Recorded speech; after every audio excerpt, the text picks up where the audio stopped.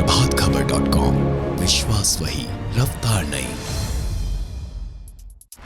औपनिवेशिक भारत में तत्कालीन संयुक्त बिहार के दामिनी कोह इलाके में संताल हूल क्रांति की अगुवाई सिद्धू कान्हू चांद और भैरव नाम के 4 आदिवासी भाइयों ने की थी। इनकी बहनें फूलो और झानो ने भी आंदोलन में काफी सहयोग किया था।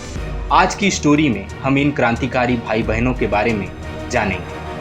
संताल हूल क्रांति पर लिखे गए कई लेखों और किताबों में उल्लेख मिलता है कि सिद्धू कान्हू के पूर्वज हजारीबाग और गिरिडीह के बीच बसे किसी गांव से दामिनी कोह की तरफ आए। तब संताल आदिवासी भोजन, शिकार और चारागाह की तलाश में नए इलाकों में जाते रहते थे। दामिनी कोह के भोगनाडी गांव में सिद्धू कान्हू के पूर्वज आकर बस गए। ये वो दौर था जब ब्रिटिश ईस्ट इंडिया कंपनी स्थानीय जमींदारों के सहयोग से संताल आदिवासियों को कृषि के उद्देश्य से राजमहल की पहाड़ियों की तलहटी में बसा रही थी। भोगनाडीह एक ऐसा ही बसा हुआ गांव था। संथाल हूल के पहले संथाल परगना नाम का कोई क्षेत्र नहीं था। यह क्षेत्र दामिनी कोह यानी जंगल तराई प्रदेश के नाम से जाना जाता था। 1832-1833 ईस्वी में दामिनी कोह प्रदेश की स्थापना हुई।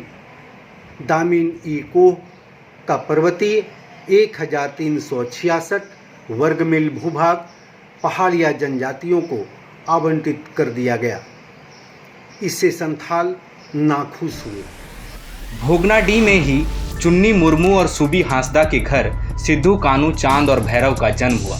इस घर में 2 बेटियों ने भी जन्म लिया, जिनका नाम रखा गया फूलो और झानो।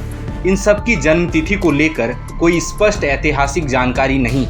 हालांकि कई जगह उल्लेख मिलता है कि इन सब का जन्म सन 1820 ईस्वी से लेकर 1835 ईस्वी के बीच हुआ था।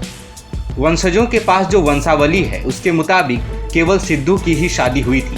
उनके ही बच्चों से इस परिवार की वंश परंपरा चली। इस समय भोगनाडीह में सिद्धू कान्हू के परिवार की 6ठी पीढ़ी निवास करती है। पूर्वजों द्वारा बताई गई बातें ही इनकी यादों में है। इनका कहना है कि सिद्धू कान्हू चांद और भैरव का बचपन आम तरीके से ही बीता। जंगल और मैदान में खेलते हुए, नदी में तैराकी सीखते हुए, धनुष बाण चलाना सीखते हुए। कहते हैं कि सिद्धू कान्हू जब कुछ बड़े हुए तो अपने खेत में उगी फसल, सब्जियां और गाय का दूध लाकर पंचकठिया के बाजार में बेचने लगे। उस समय पंचकठिया बहुत बड़ा बाजार हुआ करता था, जहां व्यापक पैमाने पर वस्तु विनिमय का काम होता था। यहाँ बंगाली महाजनों और साहूकारों का बोलबाला था। यहीं सिद्धू कान्हू ने देखा कि महाजनों और साहूकारों के लठैत किस तरह आदिवासियों का शोषण करते हैं। भोले भाले आदिवासियों से उनका सामान छीन लिया जाता, उनको छोटी छोटी बात पर मारा पीटा जाता, आदिवासी महिलाओं के साथ दुर्व्यवहार किया जाता, अंग्रेज कर्मचारी भी उन्हें प्रताड़ित करते। इन सब बातों ने सिद्धू कान्हू के मन में साहूकारी, महाजनी प्रथा और अंग्रेजी सत्ता के खिलाफ आक्रोश भर दिया, जिसका परिणाम आगे चलकर हूल क्रांति के रूप में सामने आया। कारण यह भी बताया जाता है कि 1793 ईस्वी में लॉर्ड कॉर्नवालिस द्वारा आरंभ किए गए अस्थाई बंदोबस्त की जो नीति थी, जिसके कारण जनता के ऊपर बढ़े हुए अत्याचार भी इस विद्रोह का एक प्रमुख कारण था। सिद्धू कान्हू ने महाजनों और साहूकारों के खिलाफ विद्रोह करने का फैसला किया। चूंकि इन्हें अंग्रेजों का संरक्षण हासिल था, इसीलिए ये संघर्ष सीधा ईस्ट इंडिया कंपनी के खिलाफ विद्रोह के रूप में सामने आया। चारों भाई तो इस क्रांति में शामिल हुए ही, बहनें फूलो झानो ने भी अहम भूमिका निभाई। किसी भी आंदोलन के लिए अहम बात होती है कि उनका सूचना तंत्र कितना मजबूत है, कितनी बड़ी संख्या में लोगों को विश्वास में लिया जा सकता है।